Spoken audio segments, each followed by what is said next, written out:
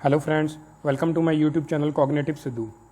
Friends, आज की video में हम पढ़ेंगे न्यू एजुकेशन पॉलिसी 2020 के बारे में, जो हमारी उच्च शिक्षा नीति है, जो अभी हाल ही में आई है। तो कौन से नए इंस्टीट्यूशंस हैं, कौन से नए रूल्स हैं, कौन से नए फ्रेमवर्क्स हैं जो इसके अंडर बने हैं और कब तक ये सब लागू हो जाएंगे, ये सब हम इस वीडियो में जानेंगे। और ये video purely exam point of view से है, तो ज़्यादा डिटेल में हम डिस्कस नहीं करेंगे, बस पॉलिसी का एक ओवरव्यू लेंगे only from exam point of view.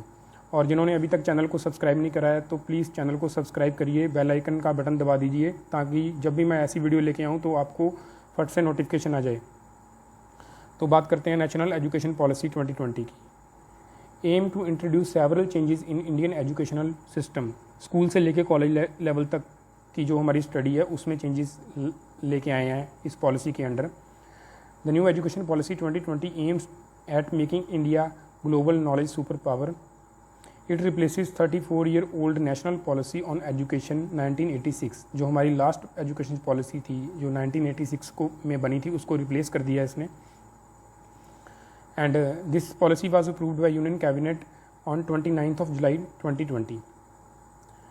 Third major revamp of framework of education in India since independence. आज़ादी के बाद से हम केवल 3 एजुकेशन पॉलिसीज़ आई हैं अभी तक। पहली आई थी 1968 की on the recommendations of Kothari commission, Indira Gandhi के टेन्योर में। सेकंड आई थी 1986 में राजीव गांधी के टेन्योर में। जो 1986 की नेशनल एजुकेशन पॉलिसी थी उसमें थोड़े से बदलाव करे थे 1992 में, लेकिन बहुत ज़्यादा बदलाव नहीं करे थे, तो इसको उसी की कैटेगरी में, मतलब सब कैटेगरी में रखा जाता है। तो बात करते हैं न्यू एजुकेशन पॉलिसी 2020 की, तो इसने ministry of human resource development का नाम बदल के रख दिया है न्यू मिनिस्ट्री ऑफ एजुकेशन। जो मिनिस्ट्री ऑफ एजुकेशन हालांकि MHRD के अंडर ही है, तो इसका अब नाम हो जाएगा MHRD का ministry of education.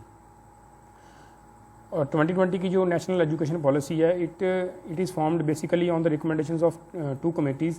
First is committee for evolution of new education policy under the chairmanship of Shri TSR Subramanian, जो हमारे फॉर्मर कैबिनेट सेक्रेटरी भी रह चुके हैं। इनकी कमेटी की रिकमेंडेशंस आई थी 2016 में।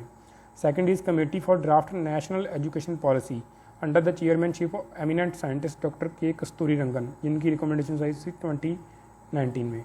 तो फ्रेंड्स, आप इस कमेटीज़ का नाम याद रखिए, चेयरमैन कौन थे ये याद रखिए। ये एग्ज़ाम पॉइंट ऑफ व्यू से बहुत ज़रूरी है, UGC ये क्वेश्चन पूछ सकता है आने वाले एग्ज़ाम्स में। Key points: universalisation of education from pre school to secondary level with 100% gross enrolment ratio in school education by 2030। Keyword याद रखिए, 2030 तक 100% ग्रॉस एनरोलमेंट रेशो करनी है स्कूल लेवल तक। अर्लियर स्कूल में स्कूलिंग की जो एज थी वो थी 6 से लेके 14 तक, पर न्यू एजुकेशन पॉलिसी में क्या कर दी गई है, एज मिनिमम क्या कर दी, 3 से लेके 18 तक। 3 ईयर्स में बच्चा स्कूल जाएगा। 3 ईयर का बच्चा काफ़ी छोटा होता है हालांकि, लेकिन वो 3 ईयर में स्कूल चला जाएगा। जो करंट सिस्टम है 10+2 सिस्टम को, इसको रिप्लेस करेगा 5+3+3+4। ये सिस्टम हालांकि काफ़ी लोगों को कंफ्यूज कर रखा है इसने। आने वाली स्लाइड में आपको समझाऊंगा मैं थोड़ा सा इसके बारे में कि ये सिस्टम क्या है। Teaching up to at least grade 5 to be in mother tongue. 5वीं कक्षा तक मदर टंग या रीजनल लैंग्वेज में ही केवल बच्चे को पढ़ाया जाए। हालांकि ये सिर्फ एक रिकमेंडेशंस हैं, ऐसा कोई इन्फोर्स नहीं करा गया है। तो no language will be imposed on any students. Vocational education to start from class 6। Class 6 से हमारी वोकेशनल एजुकेशन, जिसको कुकिंग सीखनी है या कुछ वेल्डिंग सीखनी है, कोई भी वोकेशनल एजुकेशन कोई भी टाइप की, वो 6 क्लास से स्टार्ट हो जाएगी, वो सीख सकता है, और इंटर्नशिप के साथ। And by 2030 the minimum degree qualification for teaching will be 4 year integrated B.Ed। और B.Ed की जो डिग्री है जो पहले 2 साल की थी पोस्ट ग्रेजुएशन के बाद, हालांकि अब भी वो 2 साल की है पोस्ट ग्रेजुएशन के बाद, लेकिन उसको इंटीग्रेटेड मतलब कि +2 के बाद भी आप B.Ed कर सकते हो, वो 4 साल की डिग्री हो जाएगी। तो ये हमारा एग्जिस्टिंग जो पुराने वाला स्ट्रक्चर है 10 years and then 2 years, that is +1 and +2। और ये साथ वाला जो न्यू एकेडमिक स्ट्रक्चर है जिसमें 5+3+3+4 है। तो जो फर्स्ट 5 है दैट इज़ फाउंडेशनल स्टेज, ये है, इसमें 3 साल के फर्स्ट जो 3 ईयर हैं वो तो समझ लो कि आंगनवाड़ी वाले हैं या प्ले स्कूल वाले हैं, और जो आगे वाले 2 साल हैं जो मतलब 3+2, जो एक तो पहली कक्षा का हो जाएगा, एक दूसरी कक्षा का, मतलब पहले 5 साल में बच्चा दूसरी कक्षा तक आ जाएगा बिना एग्ज़ाम्स के। सिर्फ वो एक्टिविटी बेस्ड लर्निंग पे ही ध्यान दिया जाएगा। जो आगे के 3 ईयर्स हैं दैट इज़ प्रेपरेटरी स्टेज, इसमें एक्टिविटी बेस्ड इंटरेक्टिव लर्निंग है। तो क्लासेस कौन सी हैं इसमें? तीसरी, चौथी और 5वीं कक्षा में बच्चा पढ़ेगा। Next is middle stage, that is from 6 to 8, 6वीं, 7वीं और 8वीं कक्षा में। इसमें क्या होगा? इसमें बच्चा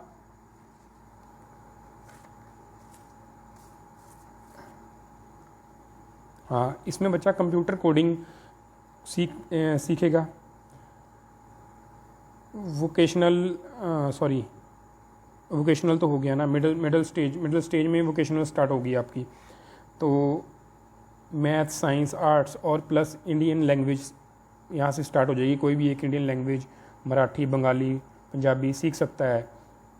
देन इज़ अपना ये आगे वाला है secondary stage, 9th, 10th, 11th and 12th। तो इसमें अब उन्होंने सेमेस्टर सिस्टम कर दिया है। पहले 4 ईयर में 4 बार एग्ज़ाम होने थे, अब 4 ईयर में 8 बार एग्ज़ाम होंगे। और 10+2 में और 10+1 में स्ट्रीम होती थी, जैसे medical, non medical, commerce, arts, उसको ख़त्म कर दिया है। ज़रूरी नहीं है कि आपको मेडिकल में जाके वो फिज़िक्स, केमिस्ट्री, मैथ ही पढ़ना है। अभी आप बायोलॉजी के साथ इकोनॉमिक्स पढ़ सकते हो। ऐसे इंटरडिसिप्लिनरी हो गया है, मल्टीपल सब्जेक्ट्स चूज़ कर सकते हो, प्लस आप फॉरेन लैंग्वेज भी स्टडी कर सकते हो। हायर एजुकेशन की बात करें तो ग्रॉस एनरोलमेंट रेशो को हमें बढ़ाना है बाय 50% टिल 2035। जो स्कूल लेवल की थी उसको 100% करना था बाय 2030 तक, और इसको करना है 50% तक बढ़ाना है बाय 2035 तक। जो फिलहाल में हमारी ग्रॉस एनरोलमेंट रेशो है वो है 26.3%। इसको याद रखिए, आप एग्ज़ाम में आ सकता है ये कि एग्जामिनर पूछ सकता है कि हमारी ग्रॉस एनरोलमेंट रेशो अभी फ़िलहाल के लिए हायर एजुकेशन में कितनी है, तो that is 26.3%। And there is flexibility of subjects to choose, and then to transfer to facilitate transfer of credits, the academic bank of credits will be established. Then medical और legal education को छोड़ के एक single body होगी जो सारा entire आपका higher education देखेगी, उसका नाम होगा higher education commission of India. इसके नीचे 4 बॉडीज़ होंगी। पहली होगी NHERC, that is national higher education regulatory council for regulation. इसका काम होगा सिर्फ रेगुलेट करना। स्टैंडर्ड सेटिंग बॉडी होगी हमारी general education council. Third one is higher education grants council for funding. National accreditation council for accreditation. 4 bodies हैं, इनके नाम याद रखिए, इनका काम याद रखिए कि इन्होंने क्या काम करना है। Then under the NEP there will no stiff separation between arts and sciences, between curricular and extracurricular activities, between vocational and academic streams. Students can select subjects of their linking across streams. Then MPhil है वो discontinue कर दी गई है, और जो foreign universities हैं they have given the permission to set up their campuses in India. हालांकि ये जो प्रोविज़न था ये मनमोहन सिंह की गवर्नमेंट में भी था, तो उन्होंने बोला था कि जो फॉरेन यूनिवर्सिटीज़ हैं इंडिया में लाई जाएंगी। तब ऑपोजिशन ने इसका बड़ा विरोध करा था। तो हालांकि ये पॉलिटिक्स बातें हैं, तो ऑपोजिशन का काम होता है विरोध करना। तब एक क्लॉज था इसमें कि जो फॉरेन यूनिवर्सिटी आएगी उसको सिक्योरिटी देनी होगी 50,000 करोड़ की, आई थिंक अमाउंट शायद मुझे एग्जैक्ट याद नहीं है। तो फिलहाल के लिए कोई ऐसा सिक्योरिटी का चक्कर नहीं है। तो जो वर्ल्ड की टॉप 50 यूनिवर्सिटीज़ होंगी वो इंडिया में अपना कैंपस खोल सकेंगी। And by 2030 the minimum degree qualification for B.Ed, वही ऐसे मैंने आपको बताया कि वो +2 के बाद 4 साल की B.Ed कर दी है। देन जो NTA है, नेशनल टेस्टिंग एजेंसी, ये फ़िलहाल के लिए अभी 2 एग्ज़ाम होते हैं, ये JEE मेंस और नीट का। तो इसको एक रिस्पॉन्सिबल एजेंसी बना दिया है कि अगर कॉलेजेस की एंट्रेंस एग्ज़ाम्स होंगे, यूनिवर्सिटीज़ की एंट्रेंस एग्ज़ाम होंगे, तो वो NTA द्वारा ही लिए जाएंगे। देन टीचर्स के लिए जो फ्रेमवर्क है that is national curriculum framework for teacher education, that is formulated by NCTE National Council of Teacher Education in consultation with NCERT, that is National Council of Educational Research and Training। तो आप इन acronyms को याद रखिए, इनकी full form भी याद रखिए, exam में ये भी इम्पोर्टेंट है, ये भी एग्जामिनर पूछ सकता है। ये तो वही है कि स्कूल एजुकेशन और हायर एजुकेशन में क्या क्या करेगा सरकार हमारी। 6% GDP पे इन्वेस्ट करना है हमें, तो एमफिल को ख़त्म कर दिया है, ये सब। Other changes under the NEP 2020 numerous educational institutions नए बनाएंगे, जो उसमें से सबसे पहले कौन सा है, नेशनल एजुकेशन कमीशन होगा हमारा, जिसको हेड करेंगे प्राइम मिनिस्टर ऑफ इंडिया। फिर है एकेडमिक बैंक ऑफ क्रेडिट्स बनाया जाएगा, जो डिजिटल स्टोरेज टाइप होगा, क्रेडिट्स जो स्टूडेंट ने अर्न करे हैं तो उसको यूटिलाइज करने के लिए। Then national research foundation to improve research and innovation. फिर जो हमारा जेंडर इंक्लूजन फंड है और स्पेशल एजुकेशन जोन्स हैं पिछड़े हुए जैसे रीजन्स में है, तो उसके ऊपर काफ़ी फोकस करा है इस एजुकेशन पॉलिसी में।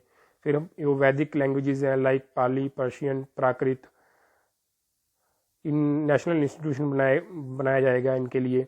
Then national institution for translation and interpretation to be set up. तो 6% GDP का एजुकेशन पे इन्वेस्ट करना है। फ़िलहाल के लिए हम 4.6% इन्वेस्ट कर रहे हैं। तो परख, that is performance assessment review and analysis of knowledge for holistic development, एक स्टैंडर्ड सेटिंग बॉडी होगी जो ग्रेड 10 से लेके +2 तक के एग्ज़ाम जो होंगे हमारे वो सारे रीडिज़ाइन करेंगे। जैसे कि सेमेस्टर सिस्टम आ जाएगा ना, तो उसके लिए एक बॉडी बनाई है ये परख, जो स्टैंडर्ड सेटिंग बॉडी होगी। तो the changes in the board structure which seeks to make the exam a test of core competency will be implemented from 2021 academic session.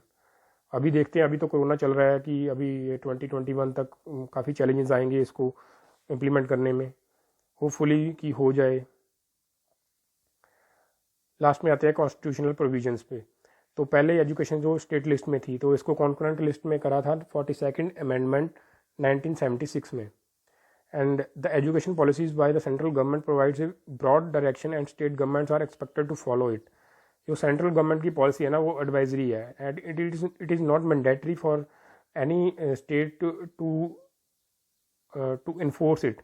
For example जैसे तमिलनाडु का वो 3 लैंग्वेज फार्मूला, जैसे वो 1968 की पॉलिसी में बताया था 3 लैंग्वेज फार्मूला कि उसमें हिंदी ज़रूरी है, तो तमिलनाडु आज तक नहीं उसको फॉलो कर रहा है। तो same is with this case कि अभी हिंदी को बोल रही है सरकार, इंग्लिश पे कम जोर दे रही है, हिंदी पे ज़्यादा दिया है। तो there are many states which are not going to follow this criteria. Then 86th amendment in 2002 made education enforceable right under article 21A, fundamental right है। Article 45 and article 39F of DPSP has a provision for state funded as well as equitable and accessible education.